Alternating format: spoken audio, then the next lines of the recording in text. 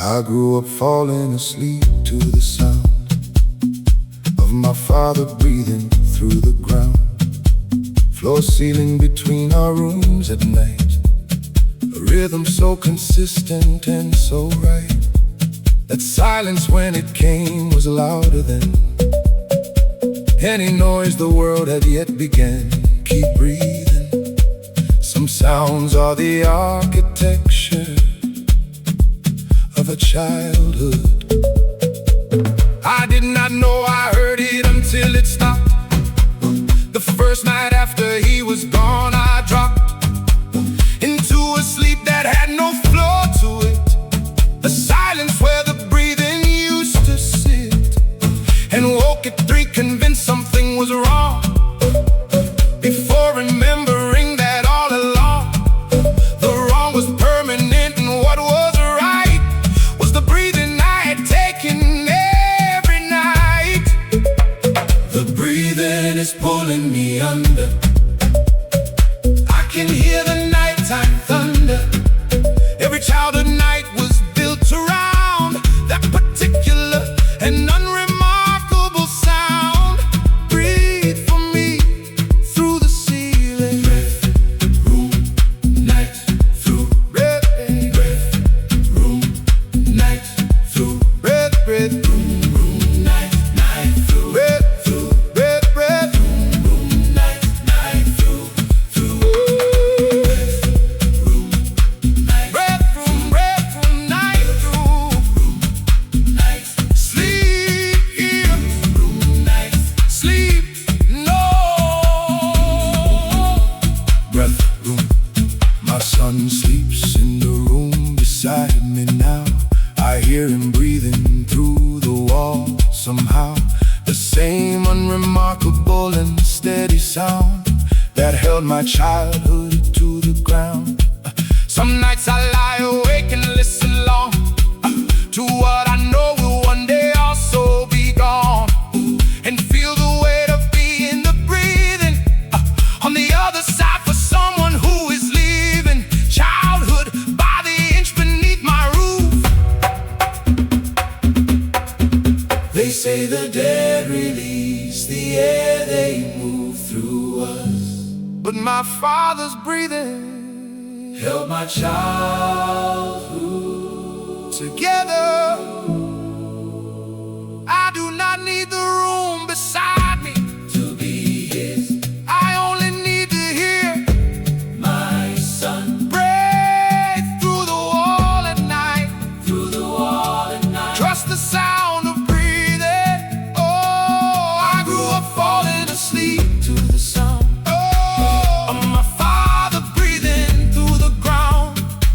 Floor ceiling of my particular night, a rhythm I mistook for granted and for right. My son breathes through the wall beside me now, and I lie awake and listen to him somehow. Leave your mark, we are still breathing. The wall is still thin, the night is still his. The ceiling remembers every breath that passed through it.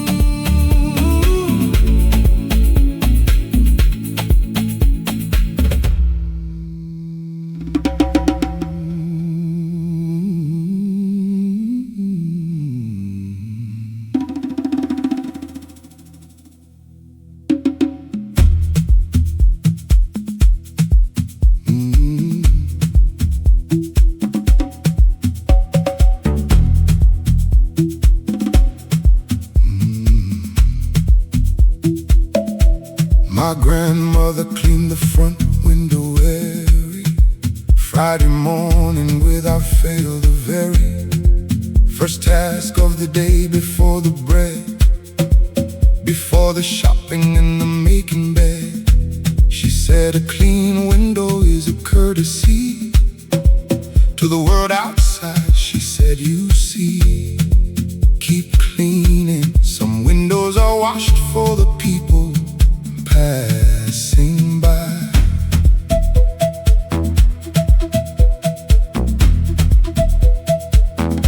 She did not do it for the view inside the house. She did it for the dignified appearance of the house to anyone who passed along the street before the sun had reached that side. She cleaned it with a particular solution, and the myth of newspaper she swore by, not the cloth that everyone else used. The froth of newsprint on the glass, she said, was best. The window is pulling me under.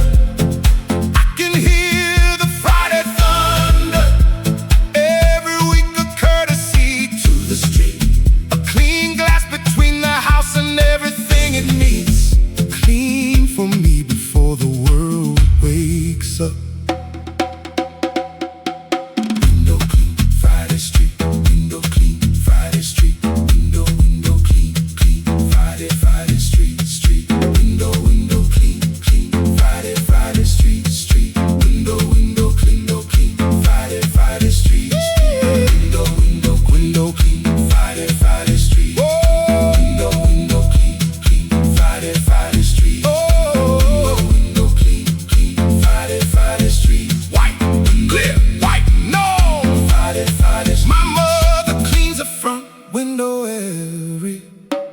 Friday morning, now the very same solution in the newspaper, the same direction, wipe the vapor of a breath on the cold glass in winter, the same courtesy to every splinter of the world outside. She passes on what was passed to her, the carry on. A Friday morning and the clean glass facing out.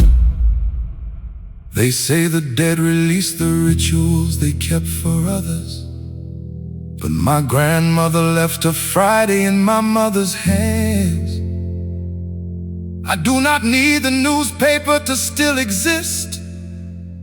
I only need my mother at the front window every Friday before the bread. Every Friday before the bread.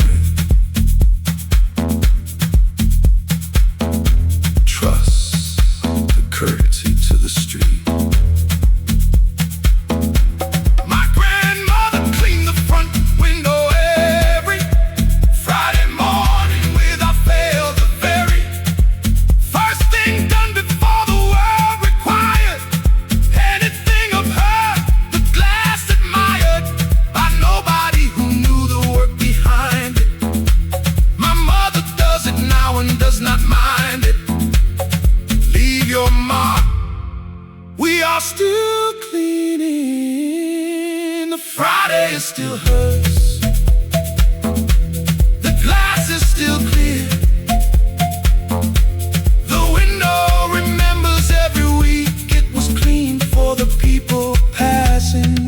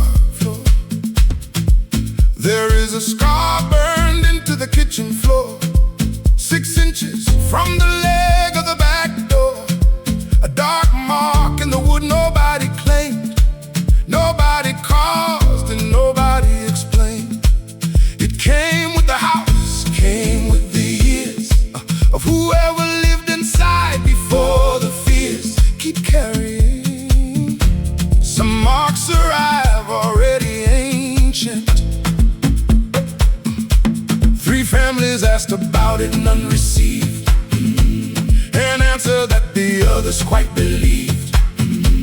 The agent said, subsidence the seller. Said, drop the pan, the old woman fella of the house before said she had always known it there since childhood. In the hallways of her memory, it had no origin, just always been a part of the discipline of the floor, accepting what the floor accepts.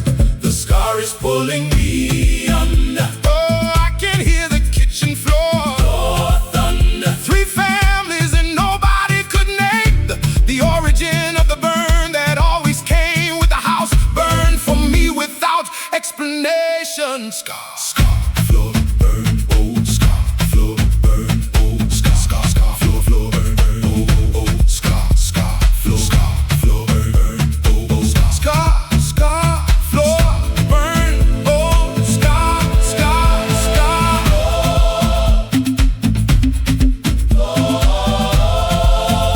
scar, scar floor, burn old, mark stay, mark known, scar floor. My children walk around it every morning, not because we told them to, no warning, given just the instinct that a mark that all requires to go in around the dark. Respect of something that predates your knowing. They step around it without showing any awareness that they do it just. The body navigating what it must preserve without being told to preserve it. They say the marks on floors are just the damage, but that burn has been navigated around for generations. I do not need the explanation for the origin.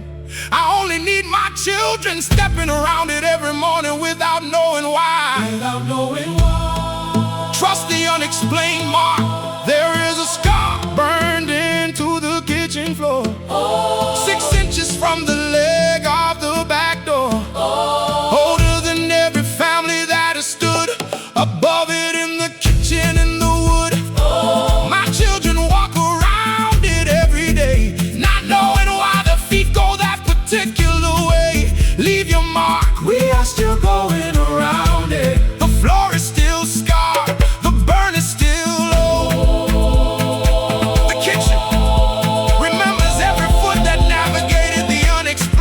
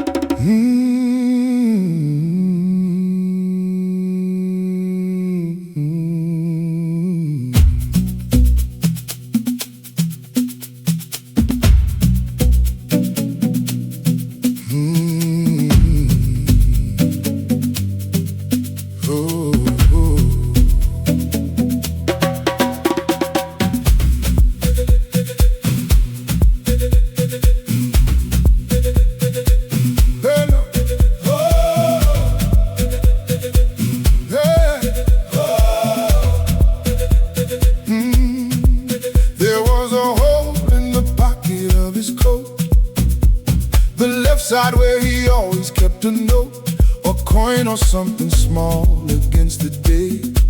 That small things might be needed on the way. We found it when we laid the coat out flat. A perfect circle worn through just like that. Keep losing some holes, take years to notice. My mother said he knew about the hole, said coins fell through it, walking to the toll road every morning, and he never fixed it.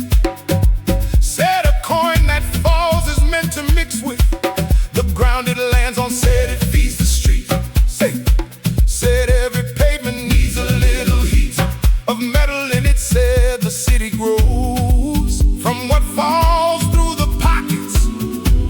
No one knows. The hole is pulling me under.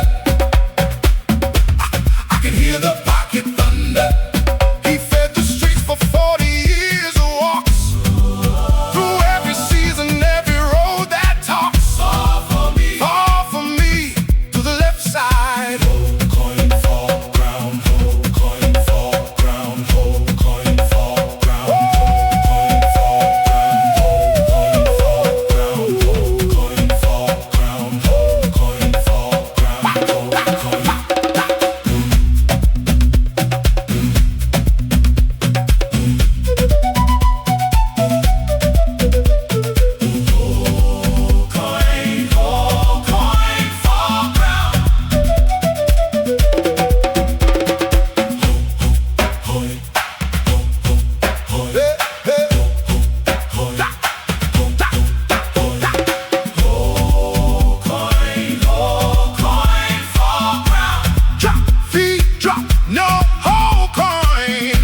Cold one winter just to feel the weight of it, the collar and the real particular smell of someone else's ears.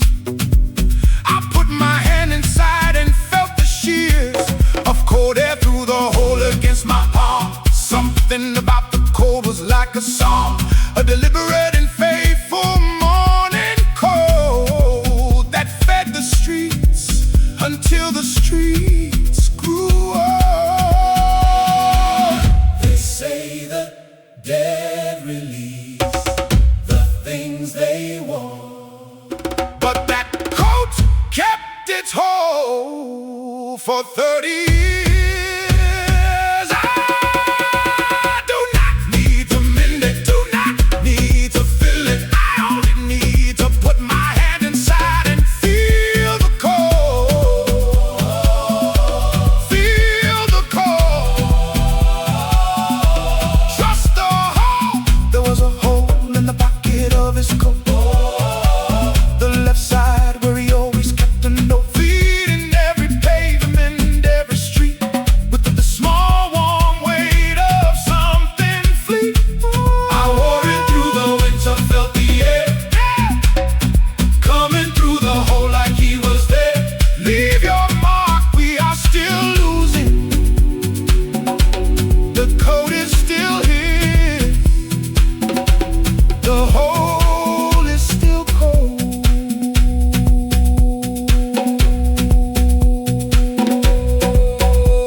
The pocket remembers every coin he let it take.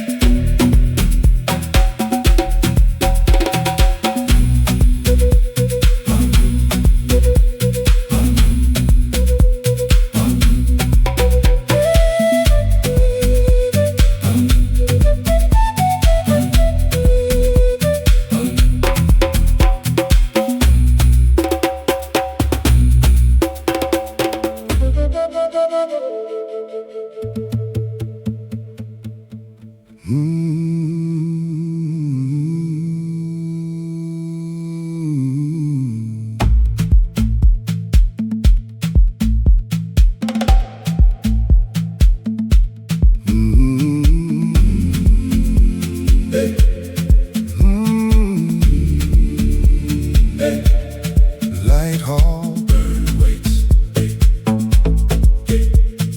Light hall, burn weights. My father left a light on in the hall every night without exception for all.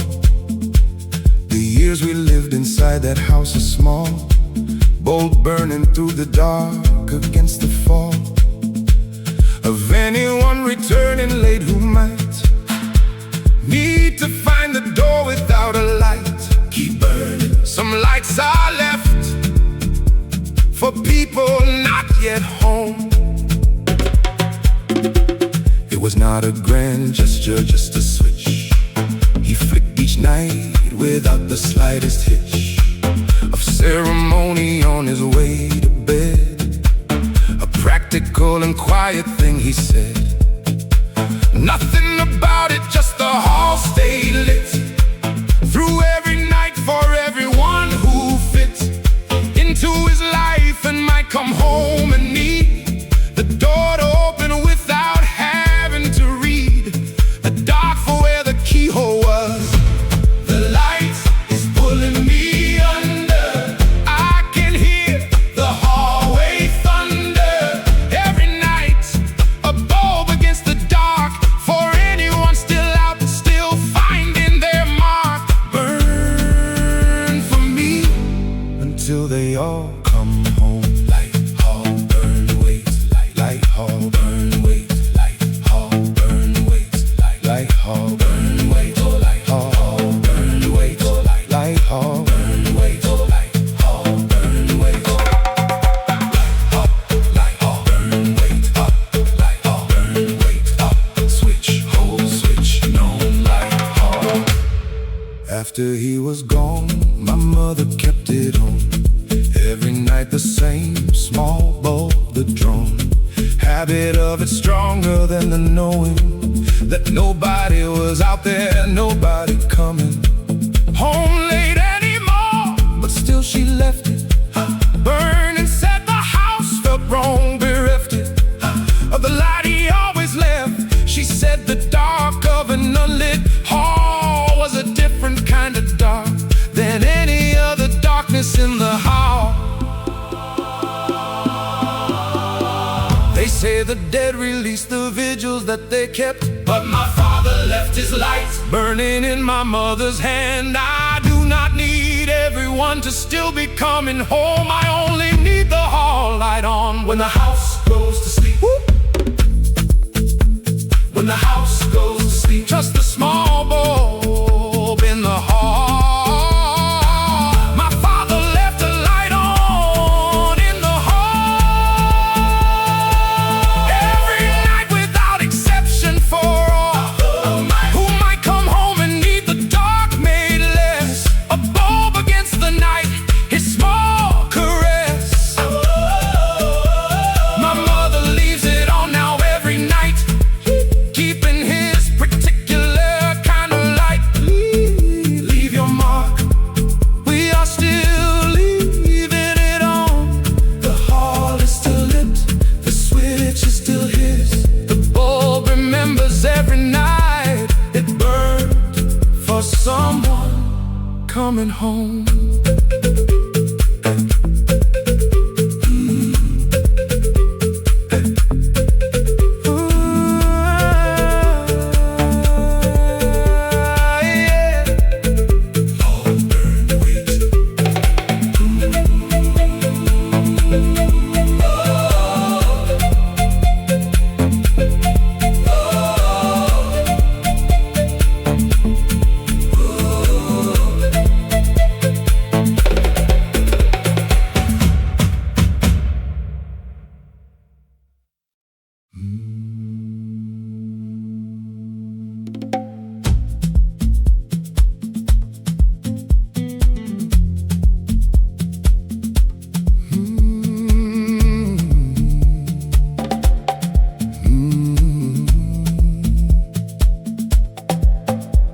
My father left a light on in the hall, every night without exception, for all the years we lived inside that house, a small bulb burning through the dark against the fall of anyone returning late who might need to find the door without a light. Keep burning. Some lights are left for people not yet home. It was not a grand gesture, just a switch he flicked each night without the slightest hitch of ceremony on his way to bed. A practical and quiet thing he said.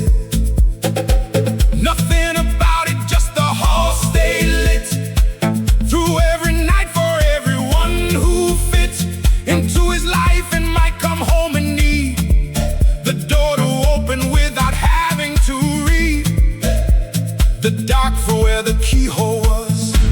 The light is pulling me under. Oh,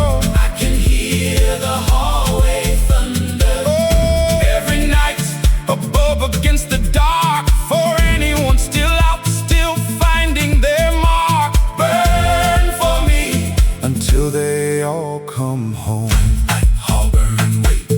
Light, harbor and wait. Light, harbor and wait. Wait. Oh,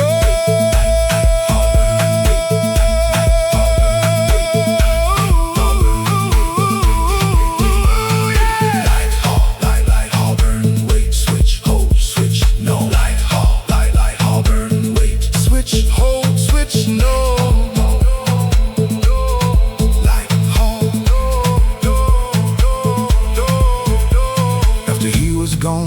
My mother kept it on.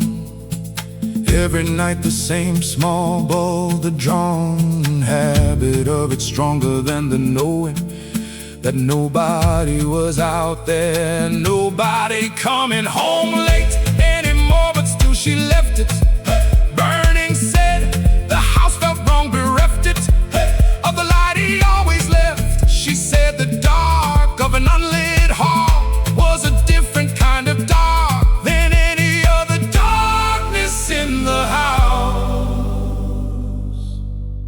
They say the dead release the vigils that they kept, but my father left his lights burning in my mother's hand. I do not need everyone to still be coming home. I only need the hall light on when the house goes to sleep. When the house goes to sleep. The house goes to sleep. Trust the small bulb in the hall. My father left a light on in the hall. Every night without exception for all who might come home and need the dark made less. Above against the night is small caress. My mother leaves it on now every night, keeping his particular kind of light. Leave your mark, we are still leaving it on. The hall is still lit, the switch is still his. The bulb remembers every night it burned for someone coming home.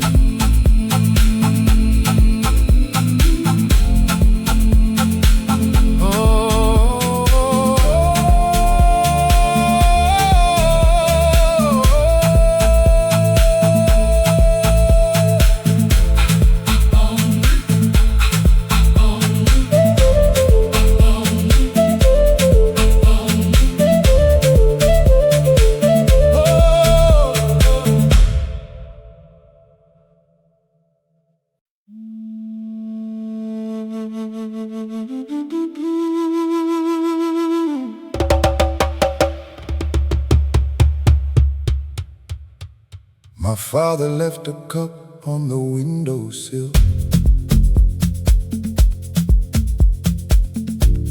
The morning of the day he became still, in the way that people become still for good. A cup of tea half finished where he stood, looking at the garden in the early light of a Tuesday. Nothing particularly keep leaving. Some cups are abandoned mid-thought, mid-morning. The tea was cold by the time we found him, cold and pale beside the window round him. The garden doing what gardens do in May, entirely indifferent to the way the morning had arranged itself inside the house around a cup and the man who died between the first sip and whatever came next in his mind. The garden's still the same outside the window. He had always loved. The cup is pulling me under. I can hear the windowsill thunder. Hey, half a cup of tea between the first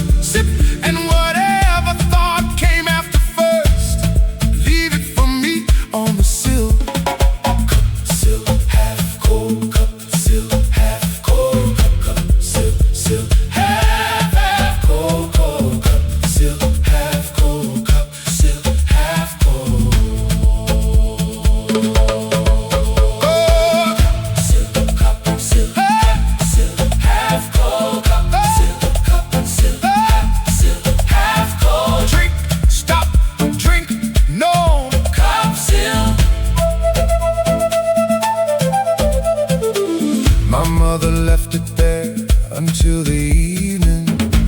Nobody moved it through the grieving hours of that Tuesday. Let it sit in the exact position he had left it, as if the cup might tell us something still about what he was thinking at the sill.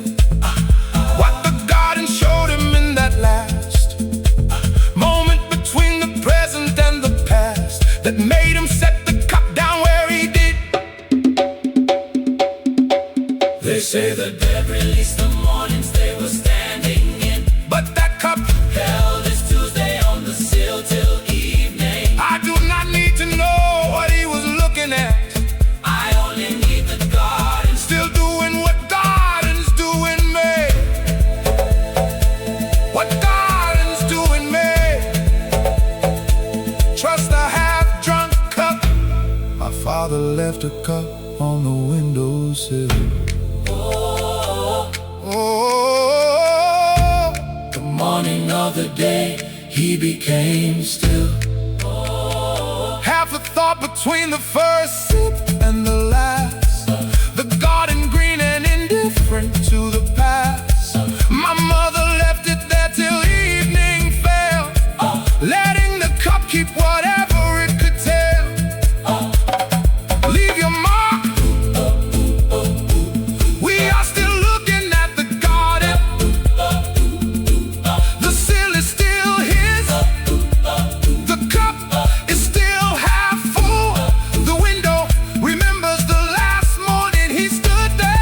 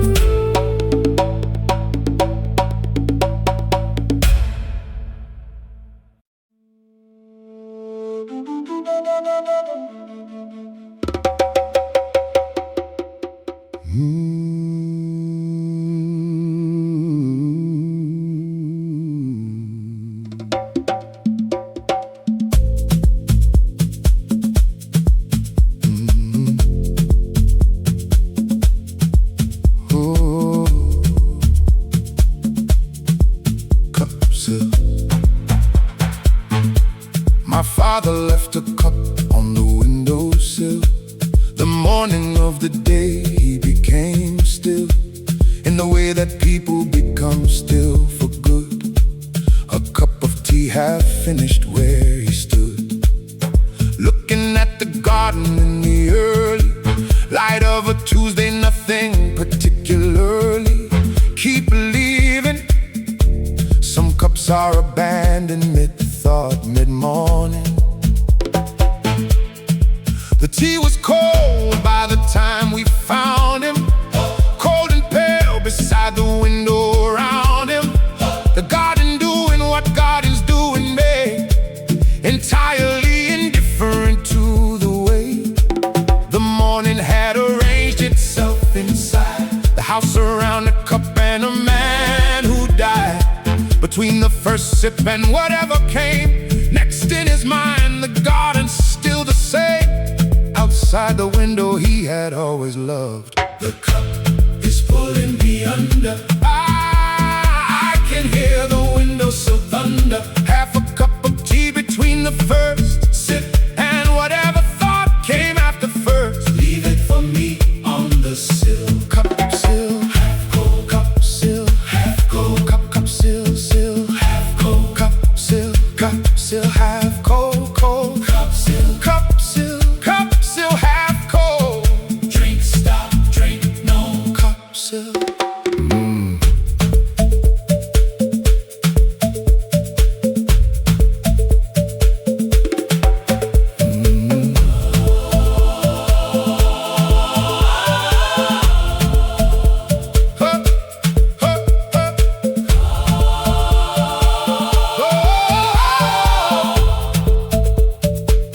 My mother left it there until the evening.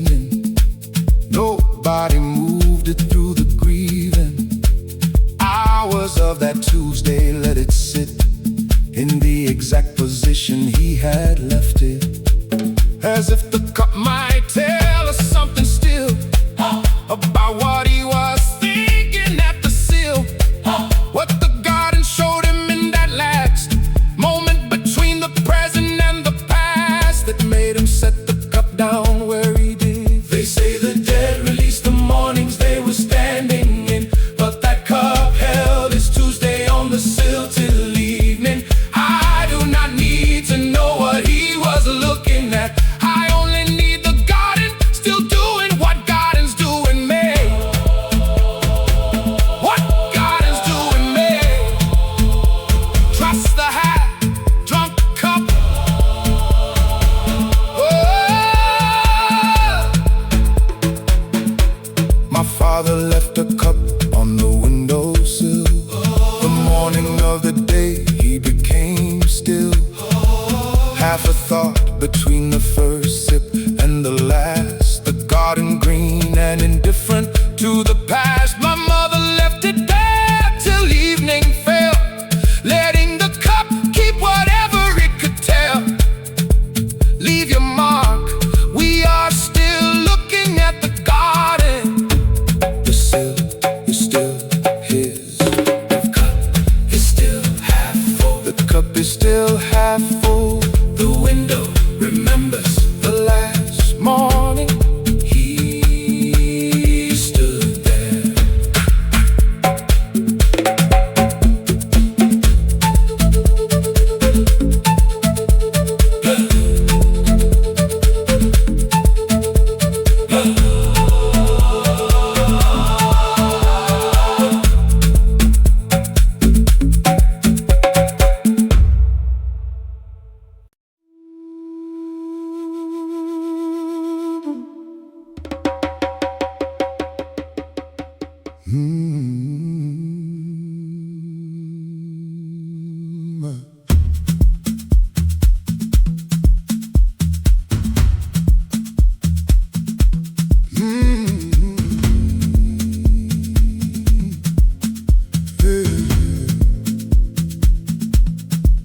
My father measured us against the frame of the kitchen door and wrote each name beside the notch he made with his pen and knife.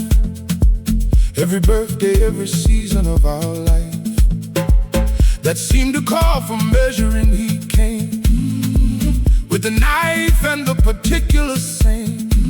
Keep measuring. Some door frames hold more than the house above them.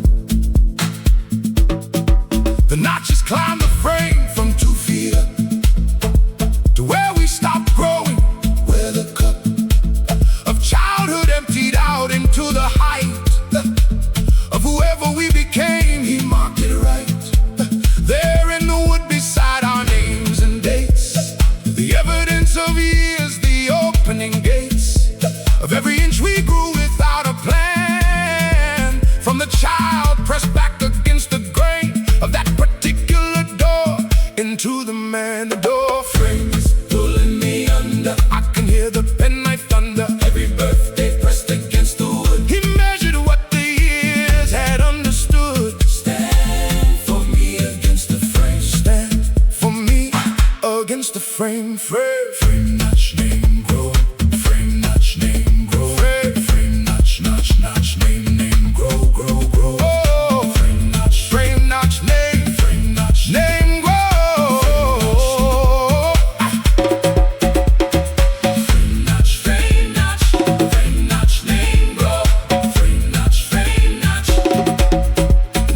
grow. Frame notch, name grow. Name grow. Press mark, press known. Frame notch. We kept the door frame when we renovated. Everything around it excavated down to brick and plaster, but the frame stayed where it was with every notch and name intact. The builder asked about it once we said it stays. He shrugged and built a stunt on modernity around the oak wood standing in the middle of the new kitchen landing, like a monument to every inch we grew. They say the dead release the years they documented, but that door frame held every birthday we ever had. I do not need to be the height I was at 9. match still in the wood beside my name. Still in the wood beside my name.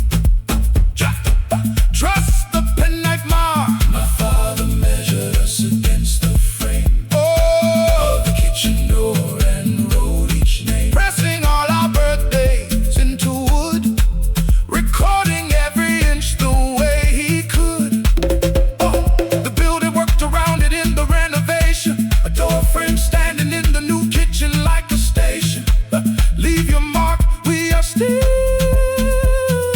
pressing back against it. The frame is still standing, the notches are still his. The wood remembers every child who stood against it, growing, growing, growing, growing, growing, growing, growing, growing, growing, growing, growing, growing, growing, growing, growing,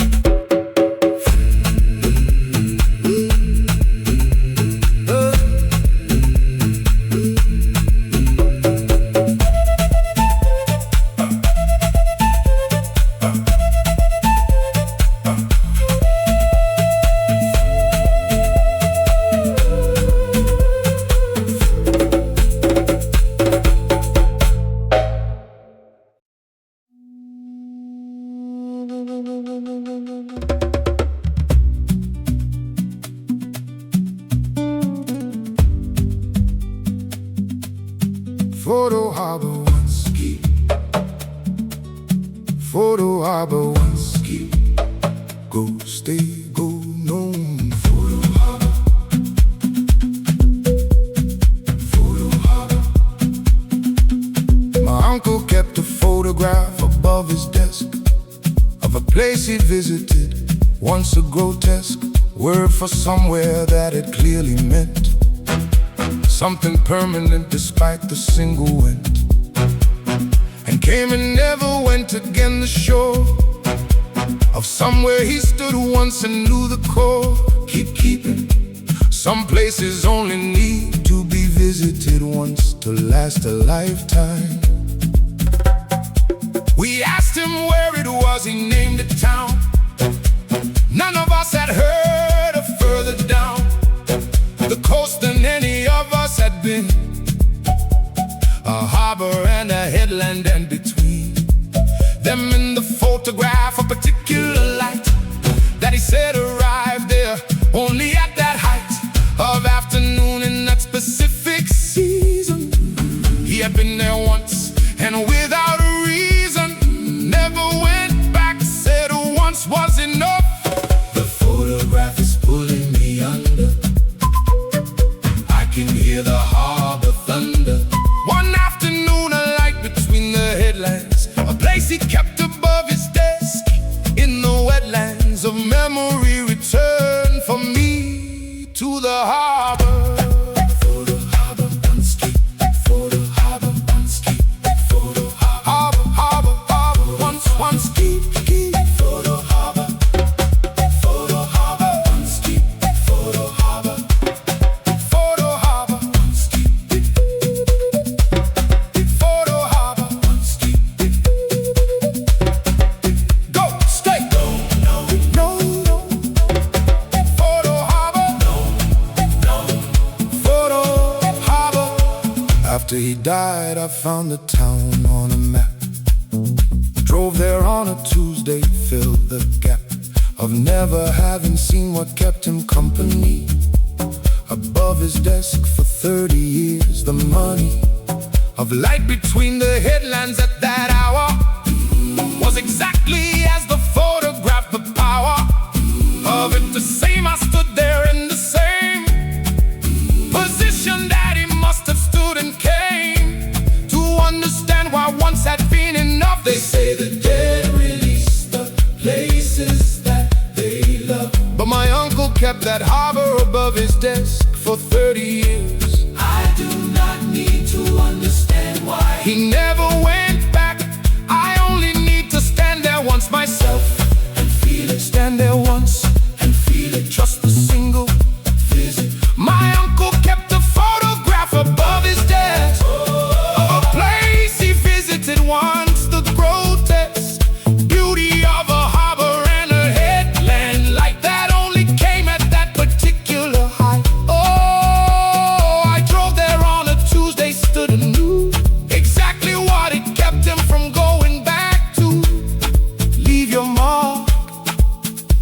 still standing there once. The harbor is still there.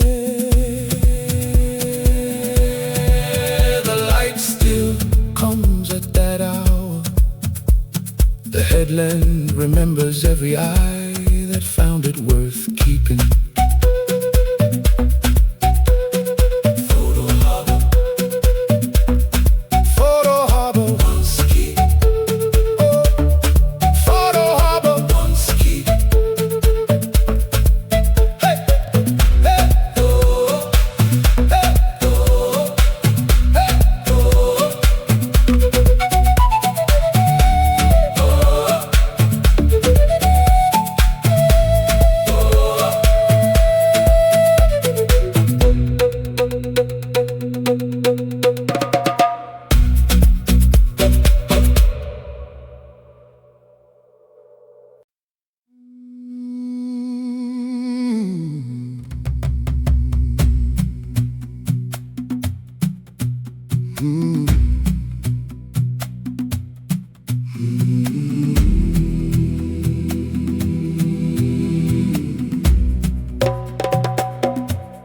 My uncle kept a photograph above his desk of a place he visited once, a grotesque word for somewhere that had clearly meant something permanent despite the single wind, and came and never went again. The shore of somewhere he stood once and knew the core.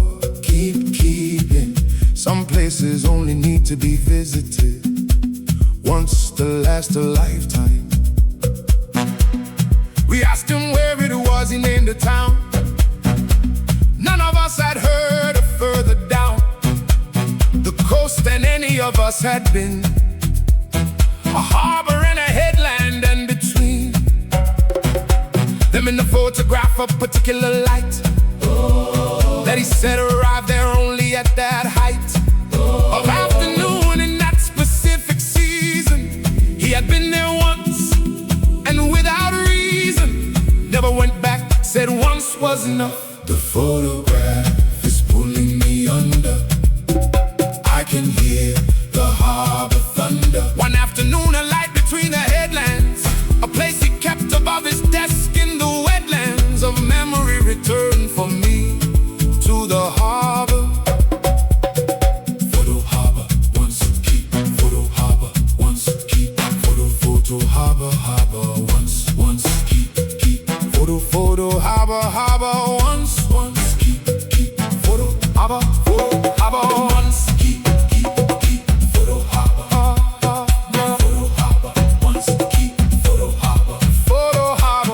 harbor, once keep. go, stay, go, known. Photo harbor.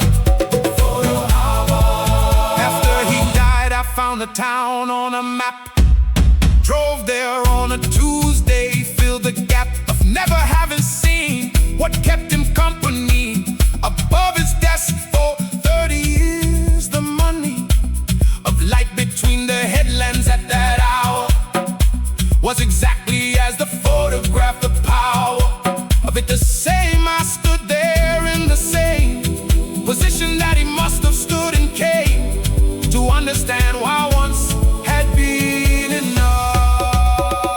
enough. They say the dead release the places that they love. But my uncle kept that harbor above his desk for 30 years. I do not need to understand why he never went back. I only need to stand there, Myself and feel it. stand there once and feel it. Just a single visit. My uncle kept a photograph above his desk of a place he visited once, the grotesque beauty of a harbor and a headland light that only came at that particular height. I drove there on a Tuesday, stood and knew exactly what had kept him from going back to. Leave your mark. We are still standing there once. The harbor is still there. The light still comes at that hour. The headline remembers every eye that found it worth keeping.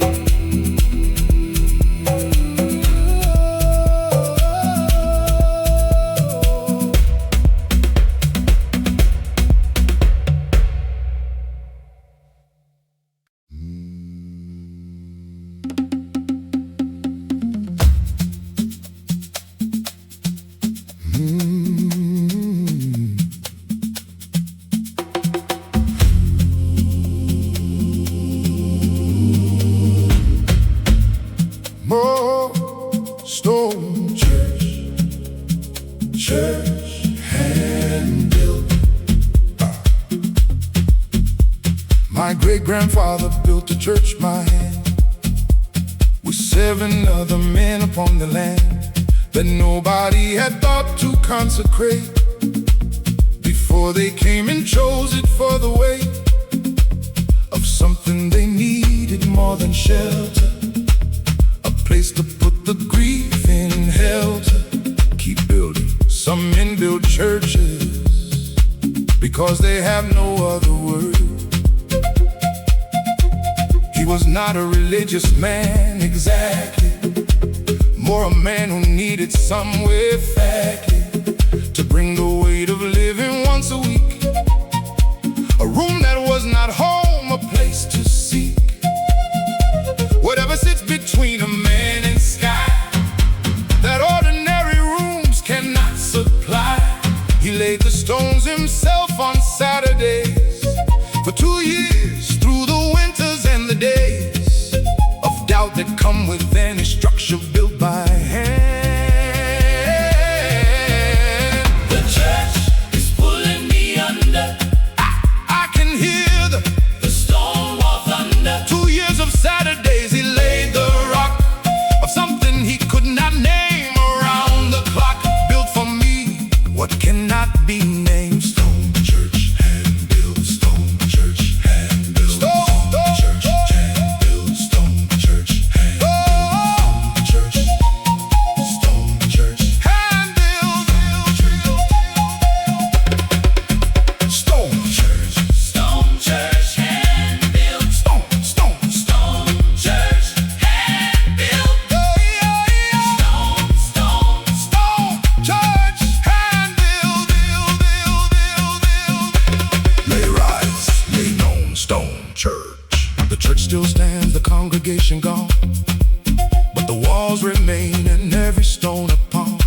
Another is his Saturday, his winter, his particular and untheological splinter. A faith in something worth the building worth, the cold knees and the mortar and the birth of something permanent above the field.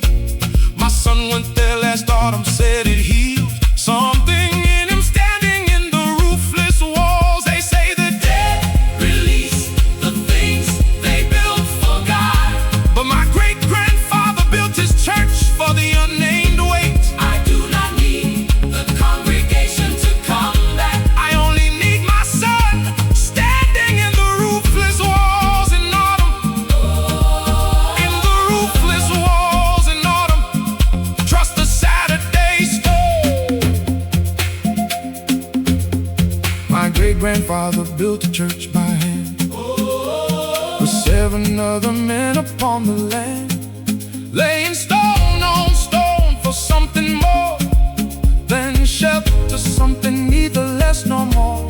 Oh, my son stood in the roofless walls last fall and felt the weight of every stone and called, leave your mark, we are still building. The walls are still standing. The stones are still his hands. The field remembers.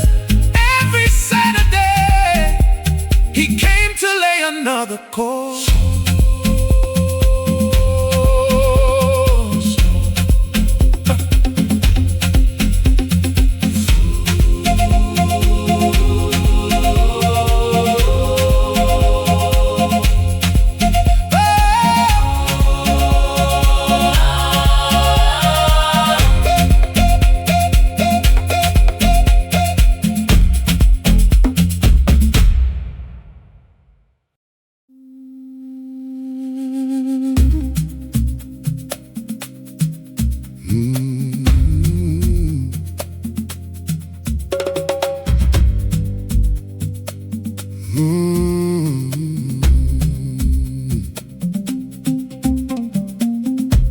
My grandfather always had a handkerchief, white and pressed and folded like a brief.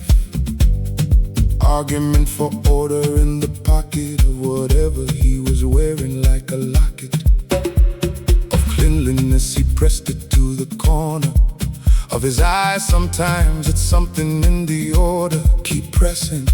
Some men carry tenderness in linen. He used it for everything: a child's face, a smudge on glass, a tear without disgrace. He wiped away before it could be seen. The handkerchief was always somewhere between his pocket and a need he had identified. In someone near him, something to be dried or cleaned or pressed against whatever small distress presented itself in the hall of any ordinary moment. The handkerchief is pulling me under.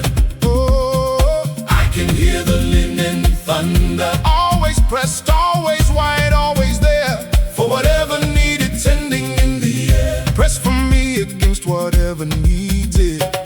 Linen press, white fold. Linen press, white fold. Linen press, white fold. Linen press, white fold. Linen press, white fold. Linen press, white fold. Linen press, white white fold. Dry, thin, dry, no. Linen press. I found 17 of them in his drawer, all pressed and folded just as they were for every pocket of his adult life, ironed by his mother, then his wife, then himself in the later years alone. Each one a small square of a particular tone of white that only laundered linen holds. My daughter took one, said she likes the folds, said she keeps it in a bag for when she needs it. They say the dead release The things they carry daily, but my grandfather left 17 pressed squares behind. I do not need to understand the irony. I only need my daughter reaching in a bag for the linen, in a bag for the linen. Trust the pressed white square, my grandfather.